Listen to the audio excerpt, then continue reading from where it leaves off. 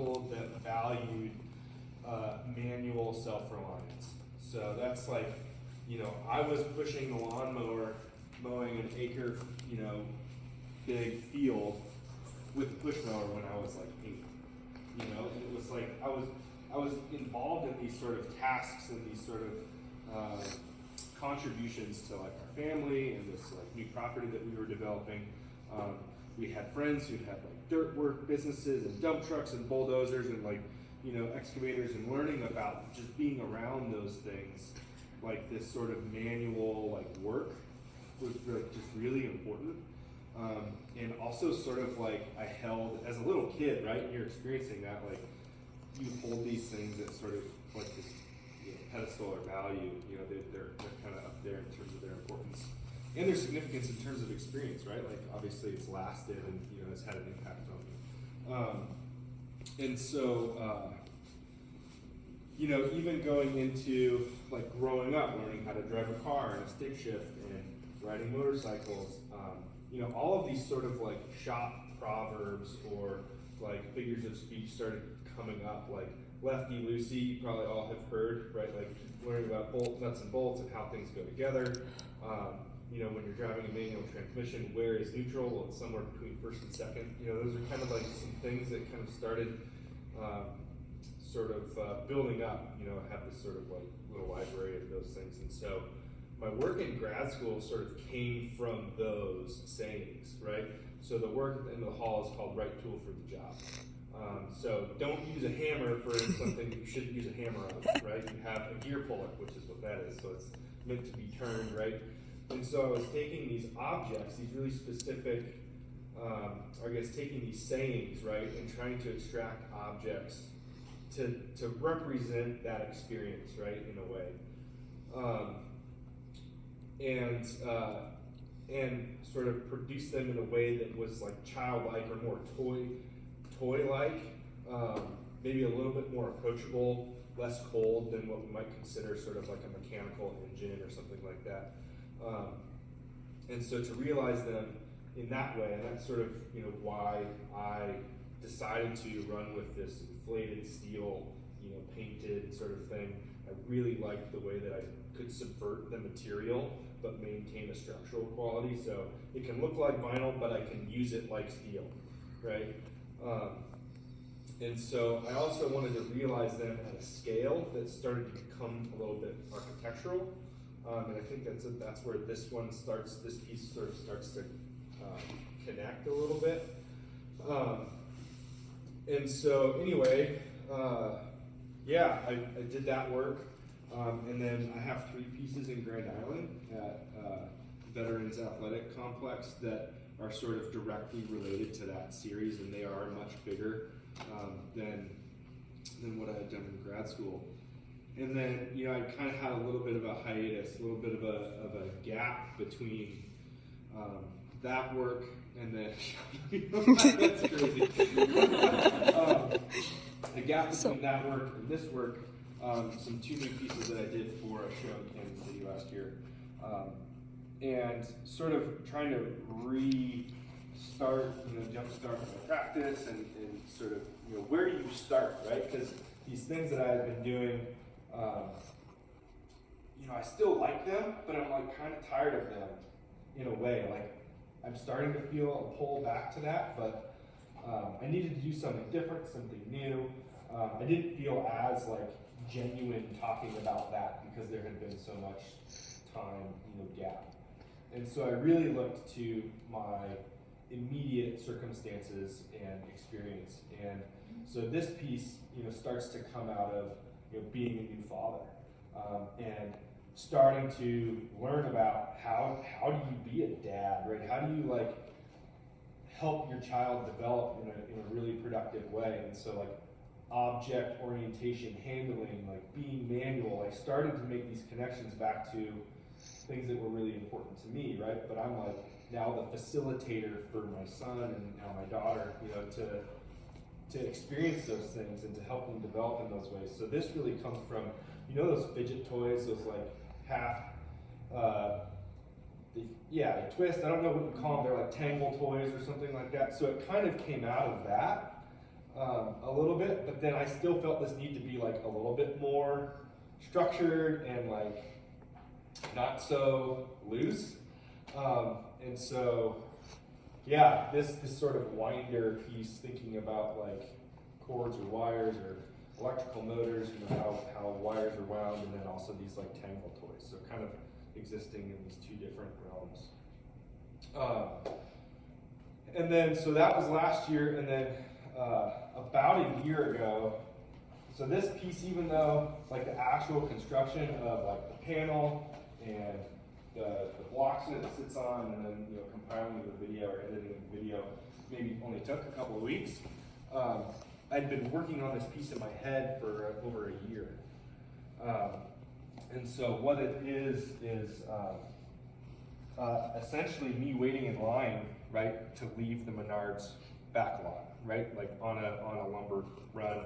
And it was kind of a crappy day. I'm waiting in line, and it's super windy, and I just look over, and there's this, right? And so, you know, felt compelled to document that. And, you know, not really knowing what to do with it, but knowing that I wanted to do something with it. And it's given me this piece, these two pieces here, the one on the wall and the video piece, have given me an opportunity to kind of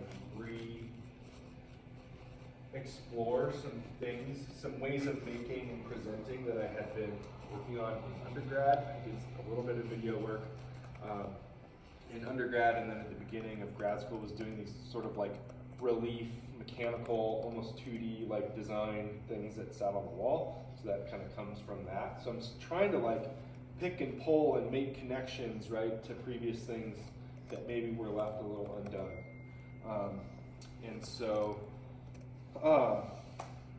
yeah, this piece is titled Wild Idle.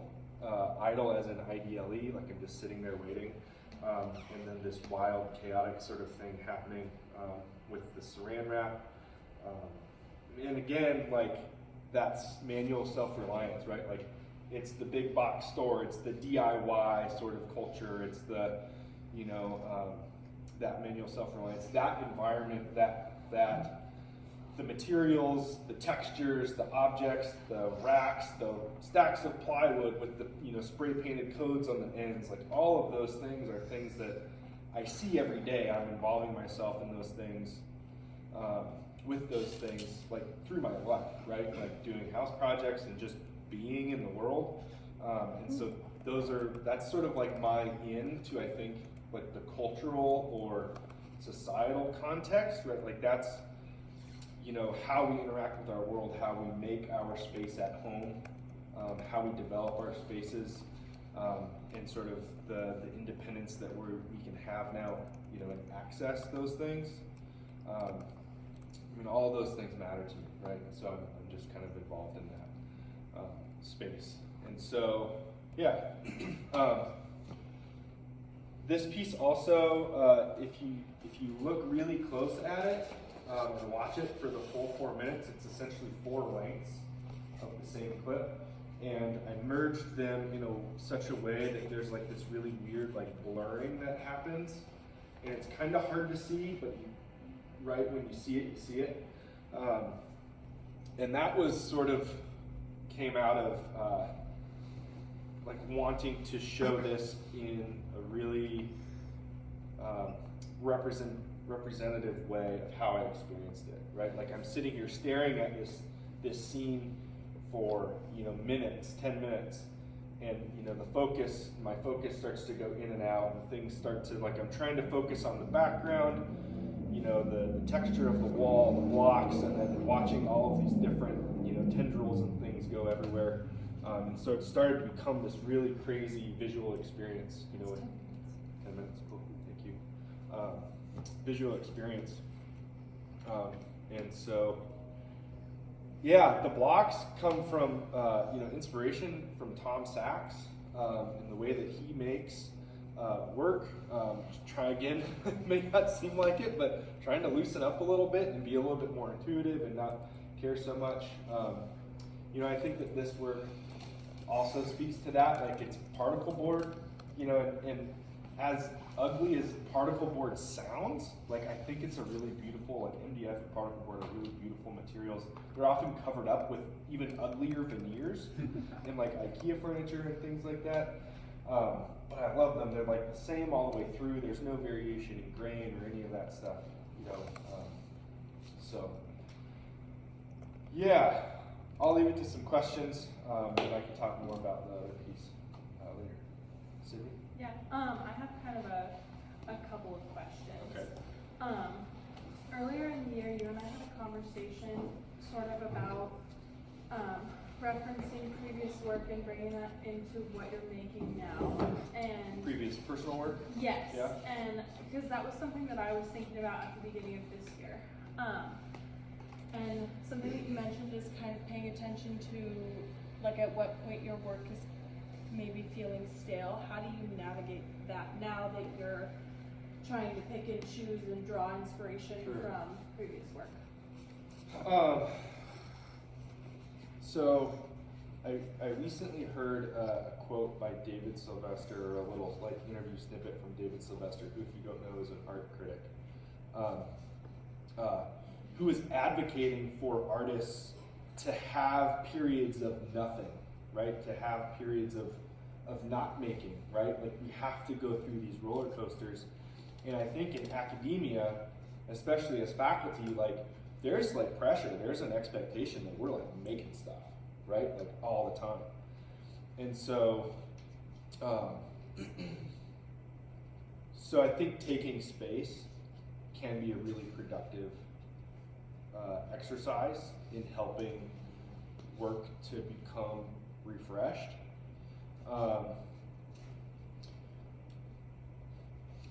Let's see, how can I answer that a little bit better? How do you pick and choose?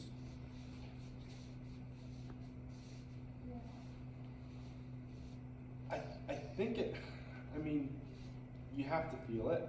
You know, if it doesn't feel good, if it doesn't feel right to be making that work or to be thinking that way, or you're not motivated, you know, I'm kind of trying to navigate that now. I guess I'm in the midst of that. So it's kind of a hard question to, you know, the work itself, I feel like answers that in a way. Like, I don't know why, right? Like, it's more of this like theater thing going on, right? Like showing this experience or making an object that's less specific versus making an object that's more referential, you know, to something specific.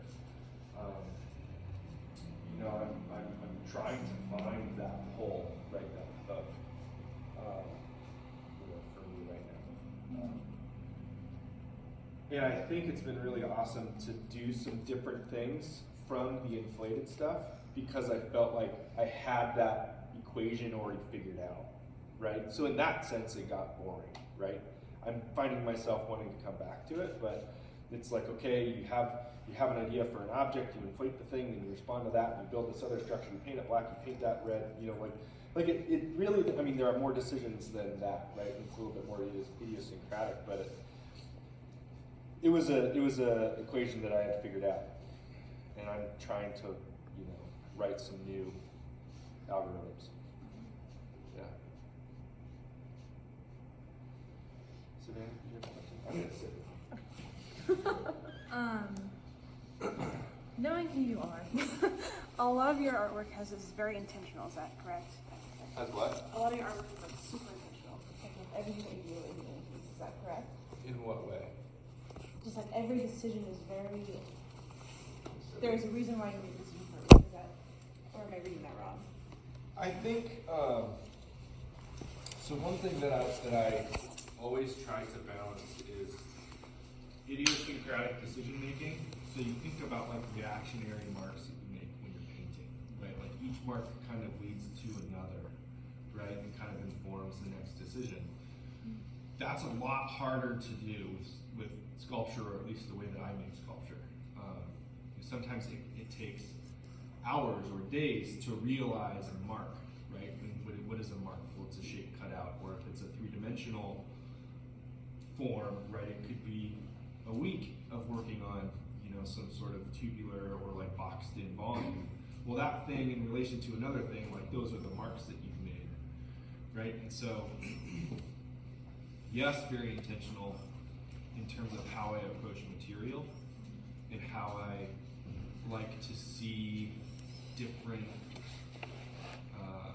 results of materials come together. Like I think this green piece behind us is really, really close to the inflated work. Even though it doesn't have any steel in it, it's not inflated, but it is about this material and object relationship, between hard and soft, pressure, right? It's a button, it kind of feels like a button, right? Or there's something pushing from behind. It feels almost like a rubber membrane, like this idea of pressure, internal pressure, I guess something that's kind of always a little bit present, and maybe that's like a really personal thing that like I feel or put on myself.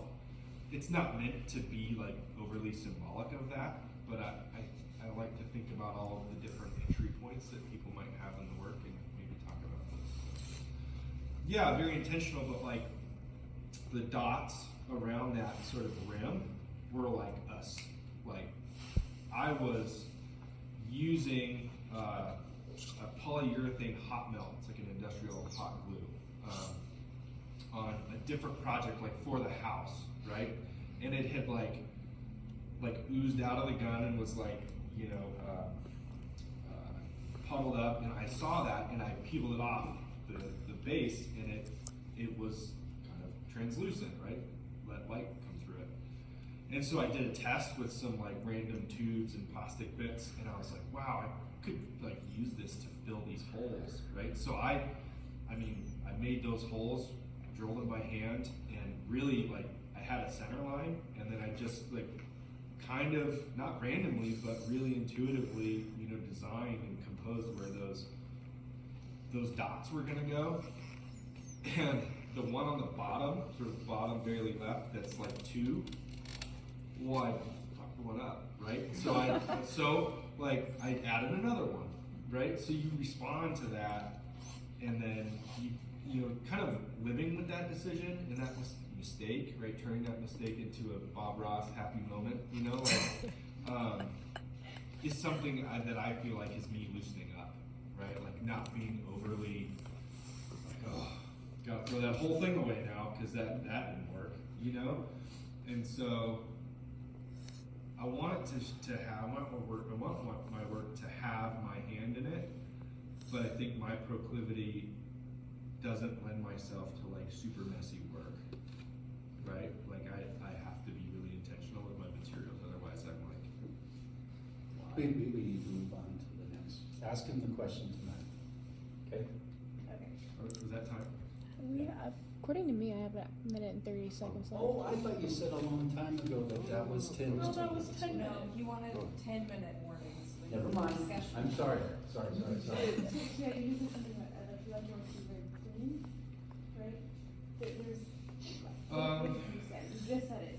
Right, so a way that I've described it in the past, intentional, I guess crisp is sort of a word that Yes, always comes okay. to mind, So- but also like it's not minimal in a minimalist sense, but I like to think of it as being distilled, Okay.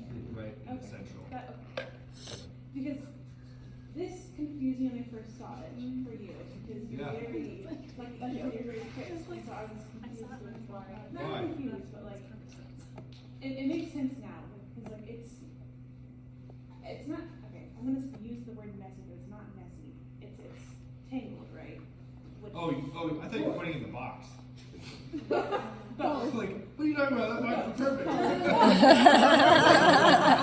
left the lines on purpose, but what's wrong with the box? Yeah. No, Like- both of them, so the extension cord. The cord and the hook lines in the box, I was not expecting that from you. and I Sure, just yeah. Wanted to know if that was like for like a reason. Is that what everyone was thinking? Yeah, No. I entirely expected it because you had done, I don't want to sound like a creepo stalker, but on your Instagram, you have this series, and I think it's only like 2 or 3 photos or posts, but it's the inadvertent mark.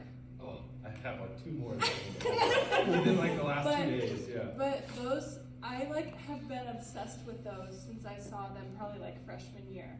And it's just, so when I saw that I was like, yes! Like I expected it, it made sense for me, it clicked. Cool.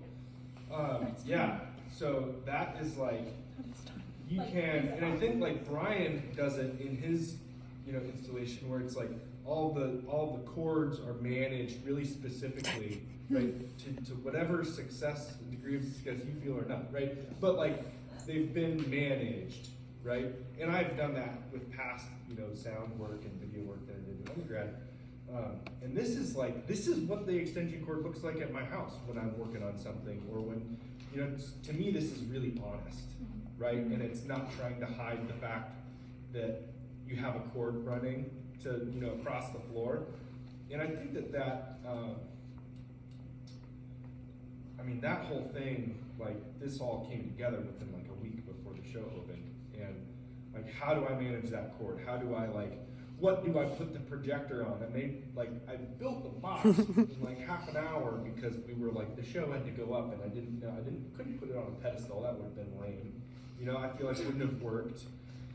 So how do you start to manage these problems? And I think that's one of the coolest parts about making art and showing art, is that all of these other creative problems get introduced through the process of having conversations with your peers and other faculty. Where do things go? How do we put things together as a group? All of the things that you're doing right now, like when I was an undergrad, they allowed us to basically assign leads, right, for the show. And I was the installation sort of like preparator, gallery person, lead. And I just remember talking with my friends and having really conscious conversations about everyone getting a chance to like be involved in that conversation, right? And that's one thing that I think is like super exciting. So yeah, anyway, I think that the extension cord is honest and how it is in real life. And so in that sense, it needs to be that. And I didn't arrange it. I literally plugged it in, and I didn't like touch it. Like, that's it. So. I know we're swapping, but is the color on purpose? Did you pick that specific cord? Sorry. I was looking for extension cords, and I grabbed one. That one particularly because it has multiple plug-ins on it, and I needed both the projector and the computer to be plugged in. And I was like, oh, perfect, it's the same color. I cleaned it. That Only was thing I another did to the sign. extension cord was clean it. That was another sign that I was like, How that's dare on you clean purpose. Yeah. Not allowed. Well, thank you. Yeah, I'd love to continue.